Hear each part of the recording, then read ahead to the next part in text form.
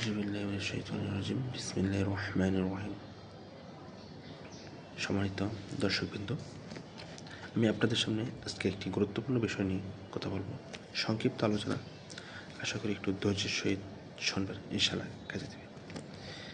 পৃথিবীতে কে না সুখী হতে চায়, এই বিষয়টা নিয়ে একটু কথা বলবো। আরেকটা হচ্ছে একটা ভাবনার বিষয়, একটু ভাবুন, সেই প্রেক্ষাপট নিয়ে একটু কথা বলবো। মনোযোগ দিয়ে শুনলে আশা করি আপনার জীবনে কাজে দেবে। জি, সবাই সুখী হতে চায়, কিন্তু কিন্তু কি, এই বিষয়টা আমাদের একটু খেয়াল রাখতে হবে। লুৎফুত তাদবির অত্যন্ত উপকারী ও আকর্ষণীয় একটি কিতাব।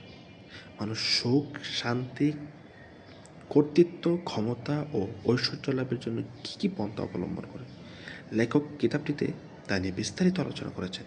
চালবাজি, ধোঁকাবাজি, কপটতা, ক্ষমতার অবৈধ ব্যবহার ইত্যাদি। আমির ওমারা, রাজা বাদশাহ, এমপি, মন্ত্রী থেকে শুরু করি কবি, সাহিত্যিক পর্যন্ত কেউই বাদ যায় না এর কাছে। সবাই চায় সুখ ও শান্তি লাভ করতে।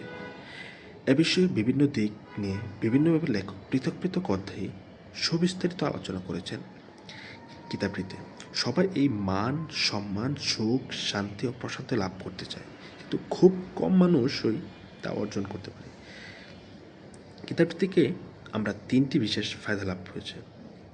কিতাবটিতে আমার তিনটি বিশেষ ফায়দা লাভ হয়েছে, যথা: এক, যে ব্যক্তি আল্লাহর সন্তুষ্টিকে জীবনের প্রধান ও পরম লক্ষ্য বানায় না, সে ক্ষতিগ্রস্ত হয়।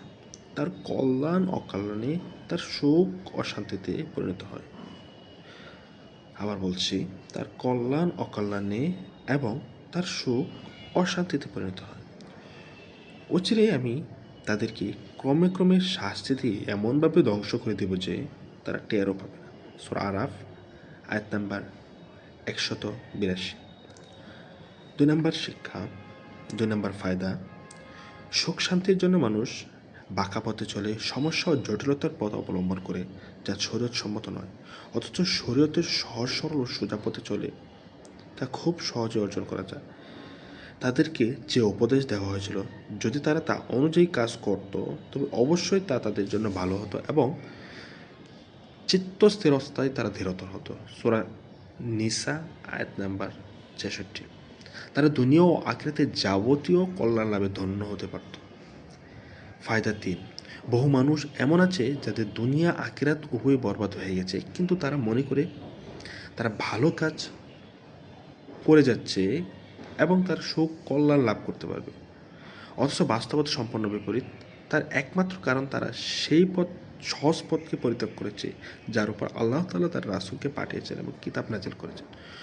সত্য ও ন্যায়ের দিক থেকে তোমার প্রতিপালকের বাণী পরিপূর্ণ, তার বাণী পরিপূর্ণ করার মতো কেউ নেই, তার বাণী পরিবর্তন করার মতো কেউ নেই। সূরা আনাম, আয়াত নাম্বার 115। এক অজির সবসময় ক্রিয়া, কৌতুক ও রং তামাশায় লিপ্ত থাকতো।